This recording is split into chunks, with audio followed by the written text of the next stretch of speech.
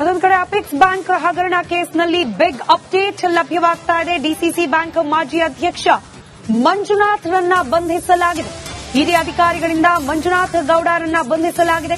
ನಿನ್ನೆ ಮಂಜುನಾಥ್ ಗೌಡ ಮನೆ ಕಚೇರಿ ಮೇಲೆ ದಾಳಿ ನಡೆಸಿತ್ತು ಇಡಿ.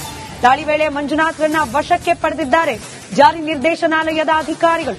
ಇಂದು ಕೋರ್ಟ್ಗೆ ಹಾಜರುಪಡಿಸದೆ ಇಡಿ 1ನೇ ಸಿಸಿಎಚ್ ಕೋರ್ಟ್ಗೆ ಹಾಜರುಪಡಿಸಿದ್ದಾರೆ.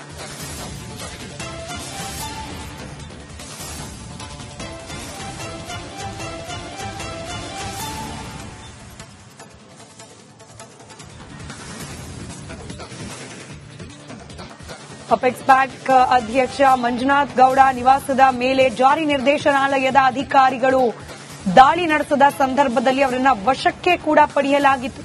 ಈಗ ಕೋರ್ಟ್ಗೆ ಹಾಜರುಪಡಿಸಿದ್ದಾರೆ. 1ನೇ ಸಿಸಿಎಚ್ ನ್ಯಾಯಾಲಯದ ನ್ಯಾಯಾಧೀಶರ ಮುಂದೆ ಮಂಜುನಾಥ್ ಗೌಡ ಅವರನ್ನ ಹಾಜರುಪಡಿಸಲಾಗಿದೆ.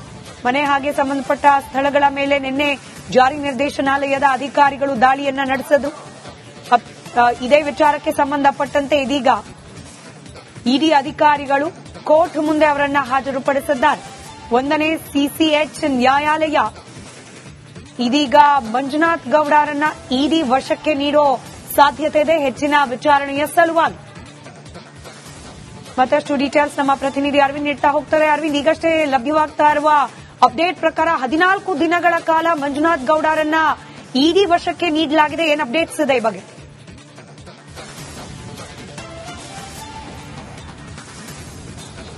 ಎಸ್ ಸ್ಮಿತಾ, ಈ ಒಂದು ಡಿಸಿಸಿ ಬ್ಯಾಂಕ್ ಹಗರಣಕ್ಕೆ ಸಂಬಂಧಪಟ್ಟಂತೆ 11 ವರ್ಷಗಳ ಹಿಂದೆ ಒಂದು ಬಹುದೊಡ್ಡ ಹಗರಣ ನಡೆದಿತ್ತು. 62 ಕೋಟಿಯ ವಂಚನೆ ಆಗಿತ್ತು ಅನ್ನೋ ಸಂಬಂಧಪಟ್ಟಂತೆ ಹಲವು ಅಧಿಕಾರಿಗಳು ಅಂದ್ರೆ ಹಲವು ಇಲಾಖೆಗಳು ಈ ಬಗ್ಗೆ ತನಿಖೆ ಕೂಡ ಮಾಡಿತ್ತು. ದೋಷಾರೋಪಣಾ ಪಟ್ಟಿ ಕೂಡ ಸಲ್ಲಿಕೆ ಆಗಿತ್ತು.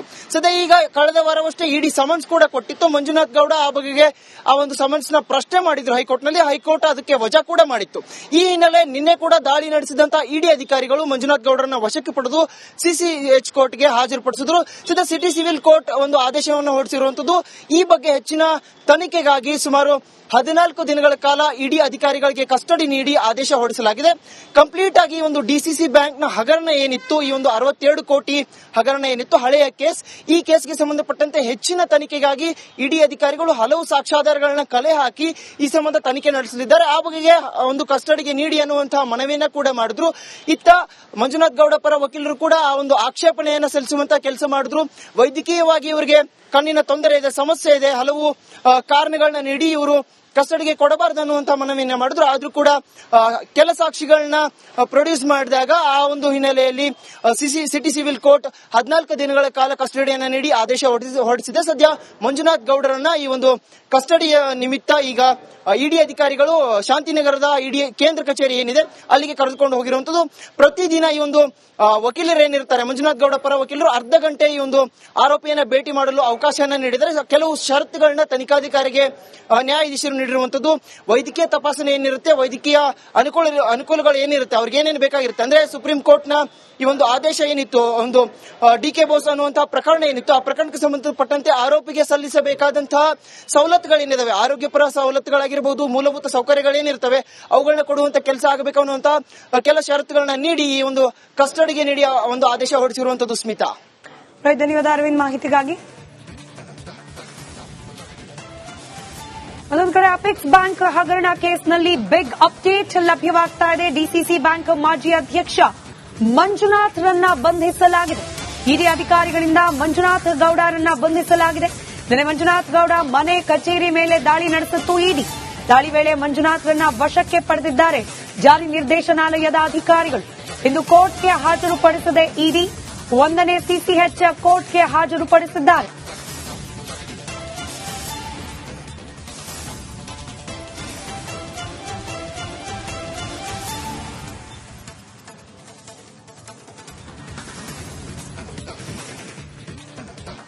ಅಪೆಕ್ಸ್ ಬ್ಯಾಂಕ್ ಅಧ್ಯಕ್ಷ ಮಂಜುನಾಥ್ ಗೌಡ ನಿವಾಸದ ಮೇಲೆ ಜಾರಿ ನಿರ್ದೇಶನಾಲಯದ ಅಧಿಕಾರಿಗಳು ದಾಳಿ ನಡೆಸಿದ ಸಂದರ್ಭದಲ್ಲಿ ಅವರನ್ನ ವಶಕ್ಕೆ ಕೂಡ ಪಡೆಯಲಾಗಿತ್ತು. ಈಗ ಕೋರ್ಟ್ಗೆ ಹಾಜರುಪಡಿಸಿದ್ದಾರೆ. 1ನೇ ಸಿಸಿಎಚ್ ನ್ಯಾಯಾಲಯದ ನ್ಯಾಯಾಧೀಶರ ಮುಂದೆ ಮಂಜುನಾಥ್ ಗೌಡ ಅವರನ್ನ ಹಾಜರುಪಡಿಸಲಾಗಿದೆ. ಮನೆ ಹಾಗೆ ಸಂಬಂಧಪಟ್ಟ ಸ್ಥಳಗಳ ಮೇಲೆ ನಿನ್ನೆ ಜಾರಿ ನಿರ್ದೇಶನಾಲಯದ ಅಧಿಕಾರಿಗಳು ದಾಳಿಯನ್ನ ನಡೆಸಿದ್ರು. ಇದೇ ವಿಚಾರಕ್ಕೆ ಸಂಬಂಧಪಟ್ಟಂತೆ ಇದೀಗ ಇಡಿ ಅಧಿಕಾರಿಗಳು ಕೋರ್ಟ್ ಮುಂದೆ ಅವರನ್ನ ಹಾಜರುಪಡಿಸಿದ್ದಾರೆ. 1ನೇ ಸಿಸಿಎಚ್ ನ್ಯಾಯಾಲಯ ಇದೀಗ ಮಂಜುನಾಥ್ ಗೌಡ ಅವರನ್ನ ಇಡಿ ವಶಕ್ಕೆ ನೀಡೋ ಸಾಧ್ಯತೆ ಇದೆ ಹೆಚ್ಚಿನ ವಿಚಾರಣೆಯ ಸಲುವಾಗಿ. ಮತ್ತಷ್ಟು ಡೀಟೇಲ್ಸ್ ನಮ್ಮ ಪ್ರತಿನಿಧಿ ಅರವಿಂದ್ ನೀಡ್ತಾ ಹೋಗ್ತಾರೆ. ಅರವಿಂದ್, ಈಗಷ್ಟೇ ಲಭ್ಯವಾಗ್ತಾ ಇರುವ ಅಪ್ಡೇಟ್ ಪ್ರಕಾರ 14 ದಿನಗಳ ಕಾಲ ಮಂಜುನಾಥ್ ಗೌಡ ಅವರನ್ನ ಇಡಿ ವಶಕ್ಕೆ ನೀಡಲಾಗಿದೆ. ಏನ್ ಅಪ್ಡೇಟ್ಸ್ ಇದೆ ಈ ಬಗ್ಗೆ?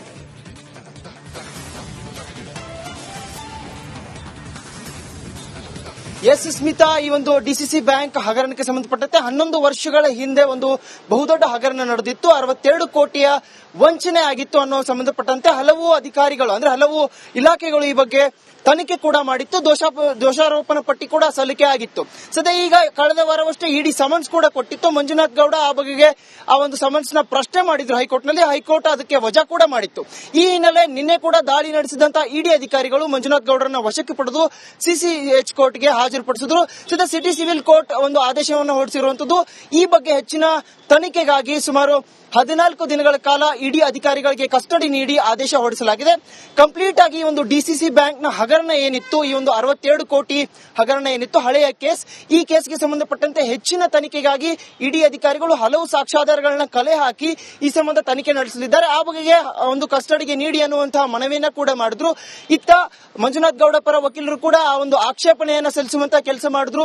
ವೈದ್ಯಕೀಯವಾಗಿ ಇವರಿಗೆ ಕಣ್ಣಿನ ತೊಂದರೆ ಇದೆ, ಸಮಸ್ಯೆ ಇದೆ, ಹಲವು ಕಾರಣಗಳನ್ನ ನೀಡಿ ಇವರು ಕಸ್ಟಡಿಗೆ ಕೊಡಬಾರದು ಅನ್ನುವಂತಹ ಮನವಿಯನ್ನ ಮಾಡಿದ್ರು. ಆದ್ರೂ ಕೂಡ ಕೆಲ ಸಾಕ್ಷಿಗಳನ್ನ ಪ್ರೊಡ್ಯೂಸ್ ಮಾಡಿದಾಗ ಆ ಒಂದು ಹಿನ್ನೆಲೆಯಲ್ಲಿ ಸಿಟಿ ಸಿವಿಲ್ ಕೋರ್ಟ್ 14 ದಿನಗಳ ಕಾಲ ಕಸ್ಟಡಿಯನ್ನ ನೀಡಿ ಆದೇಶ ಹೊರಡಿಸಿದೆ. ಸದ್ಯ ಮಂಜುನಾಥ್ ಗೌಡರನ್ನ ಈ ಒಂದು ಕಸ್ಟಡಿಯ ನಿಮಿತ್ತ ಈಗ ಇಡಿ ಅಧಿಕಾರಿಗಳು ಶಾಂತಿನಗರದ ಇಡಿ ಕೇಂದ್ರ ಕಚೇರಿ ಏನಿದೆ ಅಲ್ಲಿಗೆ ಕರೆದುಕೊಂಡು ಹೋಗಿರುವಂತದ್ದು.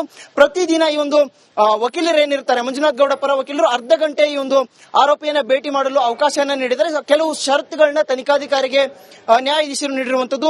ವೈದ್ಯಕೀಯ ತಪಾಸಣೆ ಏನಿರುತ್ತೆ, ವೈದ್ಯಕೀಯ ಅನುಕೂಲಗಳು ಏನಿರುತ್ತೆ, ಅವ್ರಿಗೆ ಏನೇನು ಬೇಕಾಗಿರುತ್ತೆ ಅಂದ್ರೆ ಸುಪ್ರೀಂ ಕೋರ್ಟ್ ನ ಈ ಒಂದು ಆದೇಶ ಏನಿತ್ತು, ಒಂದು ಡಿಕೆ ಬೋಸ್ ಅನ್ನುವಂತಹ ಪ್ರಕರಣ ಏನಿತ್ತು, ಆ ಪ್ರಕರಣಕ್ಕೆ ಸಂಬಂಧಪಟ್ಟಂತೆ ಆರೋಪಿಗೆ ಸಲ್ಲಿಸಬೇಕಾದಂತಹ ಸವಲತ್ತುಗಳೇನಿದಾವೆ, ಆರೋಗ್ಯಪರ ಸವಲತ್ತುಗಳಾಗಿರಬಹುದು, ಮೂಲಭೂತ ಸೌಕರ್ಯಗಳೇನಿರ್ತವೆ ಅವುಗಳನ್ನ ಕೊಡುವಂತ ಕೆಲಸ ಆಗಬೇಕು ಅನ್ನುವಂತಹ ಕೆಲ ಷರತ್ತುಗಳನ್ನ ನೀಡಿ ಈ ಒಂದು ಕಸ್ಟಡಿಗೆ ನೀಡಿ ಒಂದು ಆದೇಶ ಹೊರಡಿಸಿರುವಂತದ್ದು. ಸ್ಮಿತಾ, ಧನ್ಯವಾದ ಅರವಿಂದ್ ಮಾಹಿತಿಗಾಗಿ.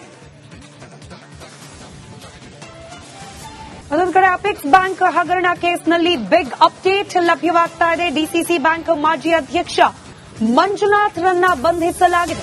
ಇಡಿ ಅಧಿಕಾರಿಗಳಿಂದ ಮಂಜುನಾಥ್ ಗೌಡರನ್ನ ಬಂಧಿಸಲಾಗಿದೆ. ನಿನ್ನೆ ಮಂಜುನಾಥ್ ಗೌಡ ಮನೆ ಕಚೇರಿ ಮೇಲೆ ದಾಳಿ ನಡೆಸಿತ್ತು ಇಡಿ. ದಾಳಿ ವೇಳೆ ಮಂಜುನಾಥ್ ರನ್ನ ವಶಕ್ಕೆ ಪಡೆದಿದ್ದಾರೆ ಜಾರಿ ನಿರ್ದೇಶನಾಲಯದ ಅಧಿಕಾರಿಗಳು. ಇಂದು ಕೋರ್ಟ್ಗೆ ಹಾಜರುಪಡಿಸದೆ ಇಡಿ 1ನೇ ಸಿಸಿಎಚ್ ಕೋರ್ಟ್ಗೆ ಹಾಜರುಪಡಿಸಿದ್ದಾರೆ.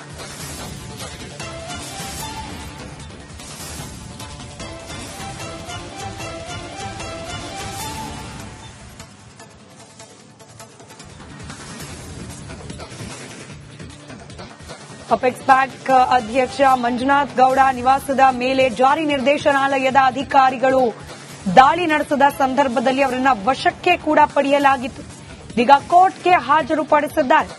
1ನೇ ಸಿಸಿಎಚ್ ನ್ಯಾಯಾಲಯದ ನ್ಯಾಯಾಧೀಶರ ಮುಂದೆ ಮಂಜುನಾಥ್ ಗೌಡ ಅವರನ್ನ ಹಾಜರುಪಡಿಸಲಾಗಿದೆ. ಮನೆ ಹಾಗೆ ಸಂಬಂಧಪಟ್ಟ ಸ್ಥಳಗಳ ಮೇಲೆ